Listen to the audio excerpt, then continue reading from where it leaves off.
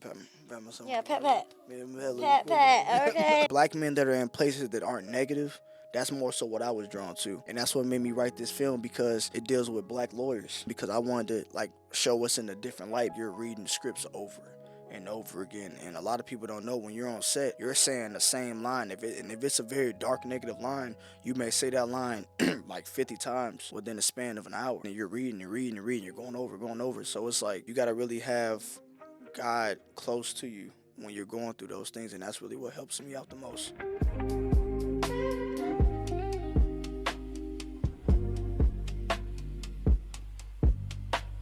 Hey y'all, it's your girl Milana B, and I am your host on the Lightroom Testimonies. We have a special guest with us here tonight. Look, I just got back from my DR trip, so I'm all festive when it comes to the Hola, como esta?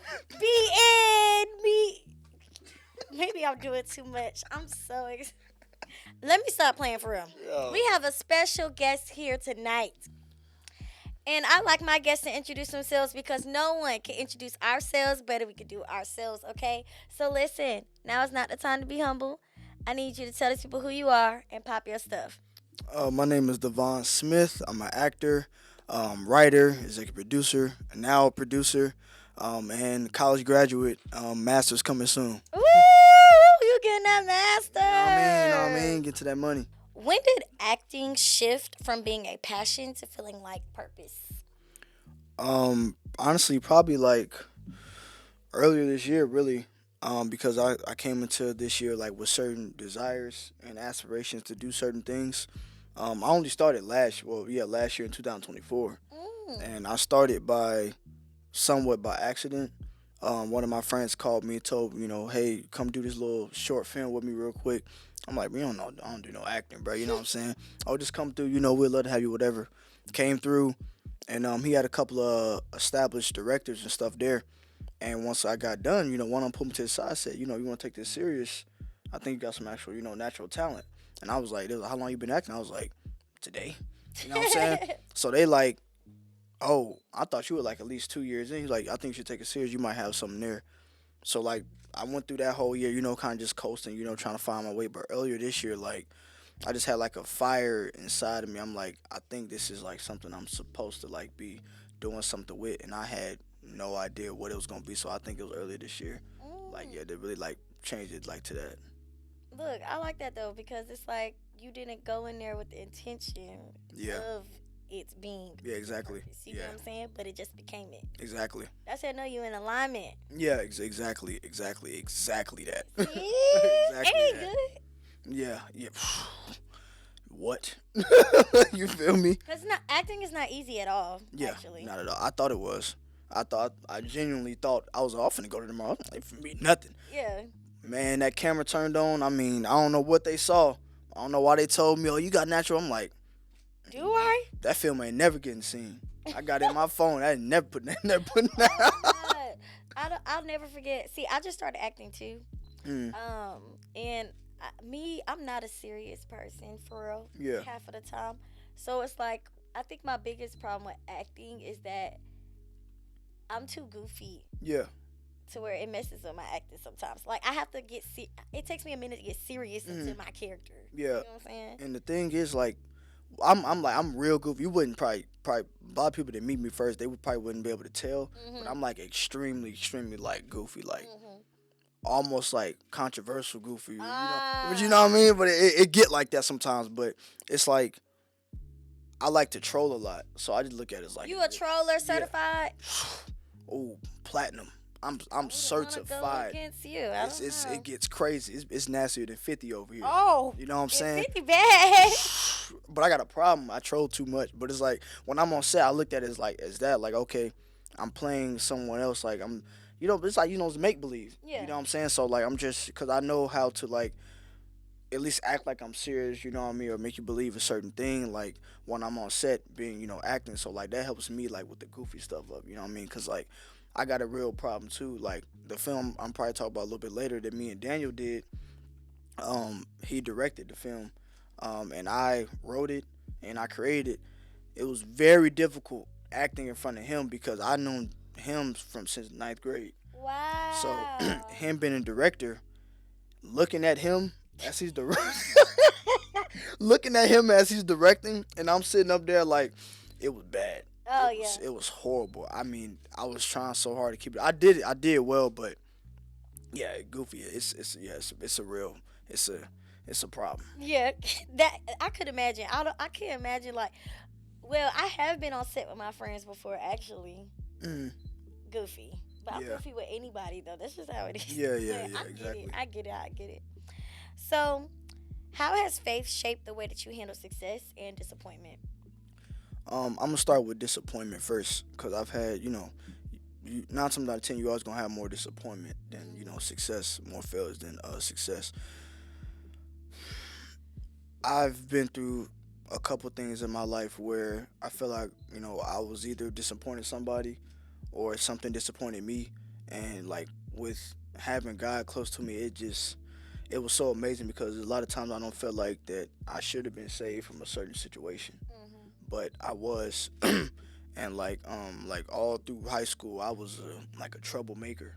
You know what I'm saying? And God would show me certain things, like when I wasn't doing certain stuff, He would show me certain ways, like this what you could have if you wasn't doing this. Mm-hmm. And like my senior year came, and like we 18, and I had did something that caused me to get kicked off the varsity basketball team and all of that.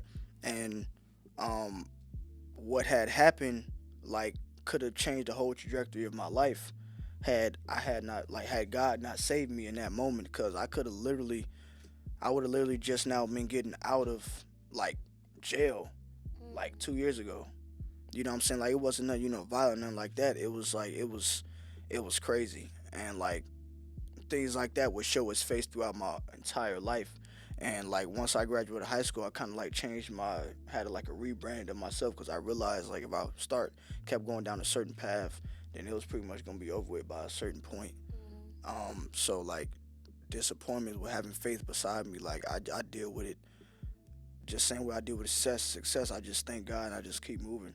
You know what I'm saying? Because like I know that you ain't gonna be at rock bottom for long. Right. You know what I'm It's saying? not temporary. Exactly, and it's all learning moments, and I just look at it as that, honestly. I love that. That was deep, and I like how you just opened up about that as well. So, was there ever a moment you questioned whether this path that you are with your journey was worth continuing? Um, you talking about with acting, right? Yeah, with acting, like your career, as far as like everything, like. Yeah. Um, when I was in the process of writing, um, my first film Without Sin that I shot November 15th, I was questioning it then, because I was like, I stopped the writing process like every other week, just like, what if I'm doing this for no reason? Mm, You know what I'm saying? Like, what if this adds up to nothing? Because what I didn't know was when you hit a certain age, you have like I think they call it like quarter life crisis. And I started really feeling like I wasn't like doing anything at all. mm-hmm. Like, and I'm talking like I just had graduated college. You know what I'm saying? Like, I've been in, some pretty good films. Like, I'm writing my own film right now. Like, I've done a lot of things that people even older than me haven't had a chance to do, like in life, period. And it's like I still felt like I wasn't doing anything at all. So like it really hit hard like this year. Like when I'm doing the most things, that's when the devil really like gets to me like, oh, you're not doing nothing at all. And I Mm-hmm. really start those thoughts kind of eat at me. You know what I'm saying? I'm still trying to like navigate that. Like currently, I'm better now, but it was really bad this year. You know what I mean? Cause like every time I get start doing the most and I'm having the most success and like getting closer to God, that's when that that that voice get in my ear. Oh, you ain't doing Mm-hmm. nothing. You ain't going. It ain't gonna amount to nothing. You doing it for no reason. You wasting time. So it was bad. I think that's all of us as well, and I think it ties more into like imposter syndrome Yeah. sometimes because it's like we're all trying to figure out like, are we doing what we're called to do, Yeah. and are we moving in the right direction? How do I know if I'm even going to make it as far as I want to, or Exactly. like we're always questioning the next step instead of really processing the process in the step that we are in right now. Exactly. end, it's like you're doing a great job. I want to say congratulations as Thank well on the film that you just dropped because yeah, you. congratulations. That's a Thank you. big deal, okay? Thank you. But I feel like we always are questioning what's next, and we're never really like solely focused on what we're doing right now Yeah. Yeah. and Yeah. pouring into now. Exactly. I feel like if we did that more, then naturally we just wouldn't. We would just take in what's next instead of just trying to force what Exactly. happens next. If you get what Exactly. I'm saying. Yes. Yes. I Yeah. keep saying next, Yeah. next, Yeah. next, next. Yeah. But yeah, if you getting down when I'm putting down. Yeah. So acting requires vulnerability. How do you protect your spirit while stepping fully into your roles? I don't. I try. I don't take anything home with me. You know what I'm saying? Like once they call cut, I leave it right. You know where it's at. Now, fortunately, I haven't. I haven't. Played certain roles that may make me think or act a certain way. Like they all been kind of like neutral. You know what I mean? Just regular guy type thing. You know what I mean? So it's like I haven't really like had that time to where like things might be really traumatic or stuff like that. So like, but the times where it might creep up, cause you always feel it, those things creeping up on you, and you always see certain things coming to life when you do get off the set. I just honestly, I just talk to God about it, cause you can't fight those things alone. You know what I'm saying? Like the strongest soldier would be affected by stuff like that.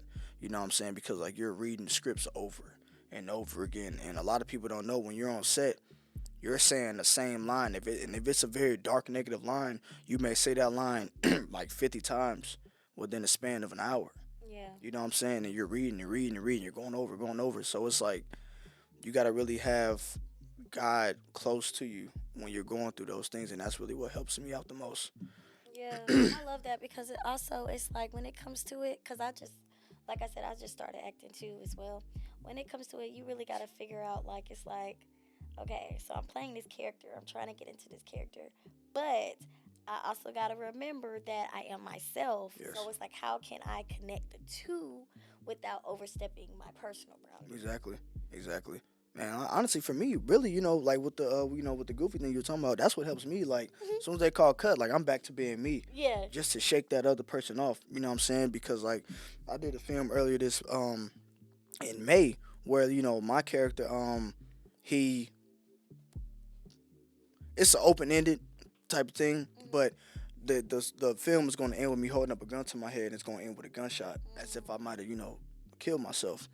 And like, as soon as they call cut, like I took a minute and I'm back to crack a joke, stuff like that, cause I gotta shake that that type of stuff off. You know what I'm saying? So like, yeah, that's what really helps me. Is my funny enough for just being goofy. You know what I'm saying? Just being myself, like, cause I get the whole method acting thing like that, but that will really bother me if I'm just stuck in one negative mind. If it is a negative character the whole entire time, so Right. like, I learned that I can kind of like switch in and out. You know what I mean? Action cut. I can Turning kind of. on, Yeah, turning it exactly, off, exactly, yeah, like a switch. Yeah. exactly. Well, what's the favorite like movie that you have, or like a role or a character that you've seen that you was like, okay, I actually want to learn from this person and how they act and deliver their character. Honestly, there are a couple actors, but I can tell you some movies that I had grew up watching where it like it hit deeper for me. Usually, a lot of black young men, they say Training Day, Miss Society and things like that. I was watching older movies as well, but I was watching more so like it's a movie called Strictly Business where the guy is displayed as he was like a marketing executive of a company. It was a Mm. black man, Yeah. and then Boomerang, Eddie Murphy's character was a marketing executive. Like people that are black men that are in places that aren't negative. That's more so what I was drawn to, and that's what made me write this film because it deals with black lawyers. You know what I'm saying? Because I wanted to like show us in a different light because especially living out here in Atlanta, like it's crime drama city out here. Right. You know what I'm saying? It's nothing but now. Don't get me wrong. You know what I'm saying? I love me a good crime drama. It's very entertaining. But I just feel like for younger black men, we don't have to be always put in the box of playing those type of characters Yeah. and just being stuck as that. For whatever act or whatever acting career we may have. So I'm like, okay, I'm gonna use some resources I have to write a film and create a film that sheds us in a different light. Now you got things like that out there now, but I'm talking about for younger black men. Right. You know what I'm saying? We were all like 30 and under. You know what I'm saying? So I'm like, okay, I want something for us. So maybe you can see us in a different type light. And I got, some name actors in there like Miles Truitt and Aspen Kennedy to help, push that a little bit more. So, that's like, so I would say film, Eddie Murphy, Sterling K. Brown, Orlando Jones. It's like people like that that like they might have played in certain certain roles, but they definitely have played other roles as well Right. that shows black men in a different light. So I just really like watch actors like that, and that really like helps me, move forward in my acting process, and it kind of help me make my choices on what I might do or audition for. Mm. So, speaking of the word light, what does light mean to you personally? Personally, it's a deep thing for me because throughout majority of my life I was in a dark place mentally. Hmm. Um, I've would have like certain like I touched on earlier like certain negative thoughts about myself, and it really hindered people around me very bad because for a while, even though people were showing me love, I didn't know what unconditional love felt like. Really, I honestly I didn't believe it until like really like earlier this year. And because I would always was a troublemaker and things like that, people always say, they see something in me, that light in me, like literally verbatim. And I'm like, I don't know what people are seeing. Like I would always like try to push it off because I wanted to be, I wanted to be, real bad. I wanted to be, a troublemaker and stuff like that. Hmm. And I didn't know until I got older that in my mind it was really messing me up bad because once I got older and up until like 22, 23, like it was a very like dark place I was in that nobody knew about, and it got darker when in 2022 my grandma passed of yeah of of cancer, and I was at school up in New York, and there was a snowstorm, and my dad called, you know and I'm like, so I'm already going through it because I had like I think I had like just quit the track team or something. I just wasn't feeling it no more. So I was already like going through it there. So my dad called, we got to rush to Cleveland. Was looking a certain way. I mean, looked like she's on borrowed time kind of. So I asked one of my friends to drive me to the airport. We're driving, and we get stuck like 30 minutes away from the airport. We're stuck in the snow. So, and I'm sitting there no service. And I'm sitting there thinking like am I going to be able to get there in time? You know what I'm saying? So like we were there all night, and luckily enough, I got there in time. And like I say, I'm going through it, but like seeing my grandma always brought that that light out of me. Whatever people said they might have saw in me, my grandma brought it out of me the most. So like I walked in the hospital room and all that, and I talked to her, and things like that. And it at that moment, like that's when like I felt like like just really I always felt like myself around her. You know what I'm saying? I just like that light you speak of. I always felt that when I was around her. So like I saw her, and like the very next day, like literally, she was begging me to leave the hospital. I'm like, I don't want to leave. I don't want to leave. She just go and get some sleep. Okay, I left. The very next day, she passed before I even got a chance to get back up there. And from that, I've always I took that as okay because it got dark for about 6 months after that. Went back to school. I didn't talk to anybody like in person for real for about 6 months. Just headphones and walking around. I was just like just a dark cloud just walking around. You know what I mean? But once I got back here to Georgia after that, I just kind of decided to do certain things that my grandma always said that she think I could do. And there's certain people that I would meet, Hmm. they would the light. They would say they saw. It's okay. Take your time. Yeah, they would say that I could do certain things, and I just wouldn't believe them. I'm just just trying to do my own thing, or whatever. And my grandma said, "Oh, you should model, you should act, you should do this, you should run track." And I'm like, "Nah, I don't want to do nothing like that, right?" Oh, thank you. And I'm like, "No, I'm cool, I'm cool." And it wasn't until she passed that I was like, you know what? From that, from that day on, once I went through that 6 month period, I'm gonna do everything that my grandma said that I had that light to do, because that darkness wouldn't allow me to do anything like that. But I'm like, so every moment is like a bittersweet moment, like, because she can't see these things. I wish I would have done these things when she was here. I wish I would have listened when she was here, because, like, she knew, everybody knew, when you got that light in you, even though if you think you don't. So, like, to me, it's like a really, like, deeper meaning. You know what I mean? With that, like, when I hear that word, it's like, reminds me of, all those years of, darkness I might have had inside of me, that even, like, that only my grandma could get out. And it took her to pass for me to, like, live that out. And, so that's like the bittersweet thing about, the life situation. But, I just want to say you are a very strong man, and I do applaud you for just being vulnerable and opening up to us on the show because you didn't have to do that. yeah, And another thing is, I understand your pain. I understand exactly like what you mean by being the light and how she brought that out of you. I lost my grandfather as well a couple years ago, and he was my light. My papa, I love him so much. But when I lost him, it was a dark time too. I was going through online process of my sorority, and I was like on campus, and I had a lot going on. Like I was just working a lot, and it was just so much going on during that time. And I didn't end up making his funeral. I could only go to his wake. So I remember driving all the way down to Atlanta just to come back the next morning to come back to school so I could finish the process that I was doing. And I thought I was disappointing him, and I beat myself up a lot for that for months. Even up to this year, I was beating myself up for not going to his funeral.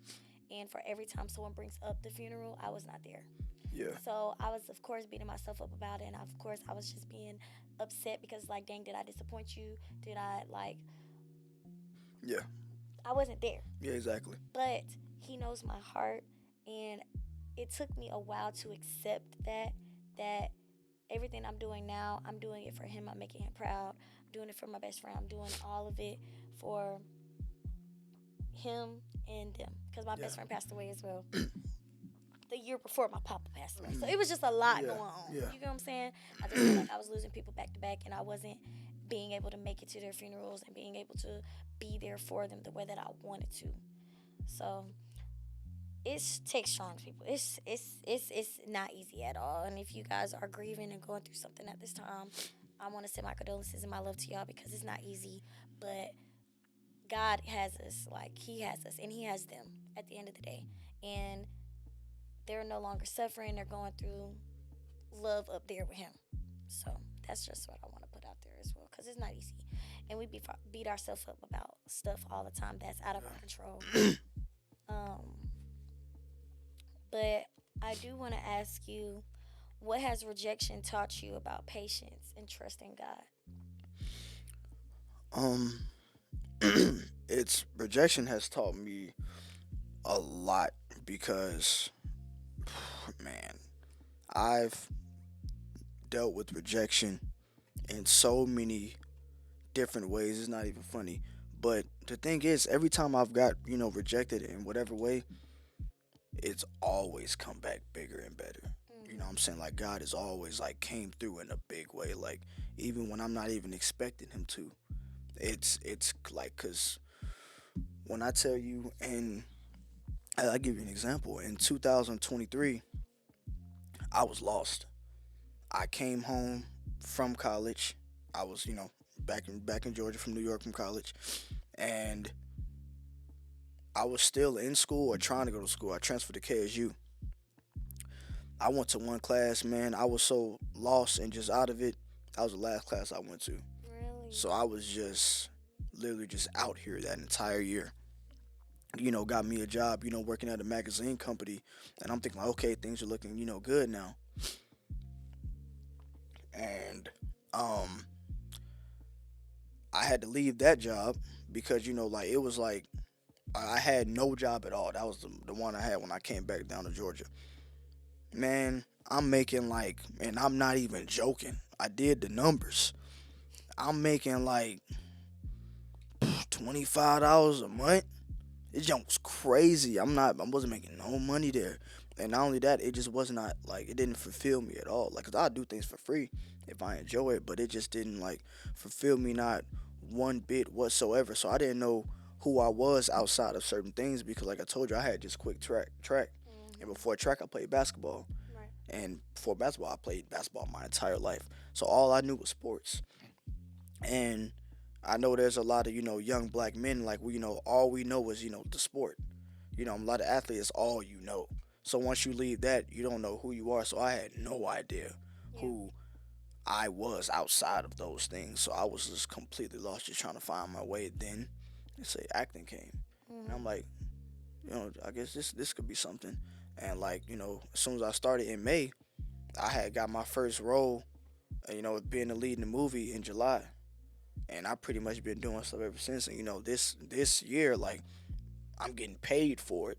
So I'm like, this saved a certain thing for me because had that not happened, like I would have still been walking around here trying to figure out what exactly I'm gonna do with my life. You know what I'm saying? That God not came through in a way for me. So yeah, Look, you doing your thing. Cause trying to. what? It takes a minute to get paid for your talent. So it's like you're doing a good job. Cause you started really recently Yeah, compared to other people who yeah, have done it for years and they're still not getting paid for exactly. Yeah, what they're doing. You get what I'm saying? So exactly. pat yourself on the back real quick. Pat myself on Yeah, the back pat a little, pat. me and a little Pat quick. You pat. know? Okay, okay. Cause yeah, you doing your thing, and I want to applaud you for that. So, what advice would you give to creatives struggling with comparison or feeling unseen? Struggling with comparison or feeling unseen. I would say honestly, like you shouldn't compare yourself to anybody because you have all the tools. Like God gave you all the tools to be who you're going to be anyway. You know what I'm saying? So don't compare yourself and don't compete with anybody, but literally like yourself because like man, comparison is going to kill you because there's some people out here trajectory just look different. Like I said, I've been acting for a year. I've been in a couple films. I know people acting for 5 years that haven't been in any, but things look different for everybody Right. because they could be in the biggest film next year and I could still be in this spot. So it's like just don't compare yourself to anybody because it could literally kill you and all your dreams if you're Mm-hmm. trying to like be like somebody else. So I would say just don't do that. Believe in yourself, believe in God, and listen to those that say you can do a certain thing, even if you don't believe it. Because that's what I wish I would have done when, like I say, my grandma was telling me certain stuff. She told me start acting when I was 8 years old. I've never listened. Never listened. She told me start running track when I was 4 years old. Never listened. I started running track. Next thing I got rookie of the year, two conference titles. I broke three records all in 6 months. And that was she told me I never would listen to any of that. I didn't care, you know what I'm saying? Because I just wanted to do my own thing. I'm trying to go to the league. I'm trying to go to NBA. Right. You know what I'm saying? I'm just lost in that mindset. So I would just say, just believe in yourself, have faith in God, and listen to those around you that actually believe in your dream, even if you don't. Mm, I like that. And before we end, I just want to ask you one word that describes where God has you right now and why.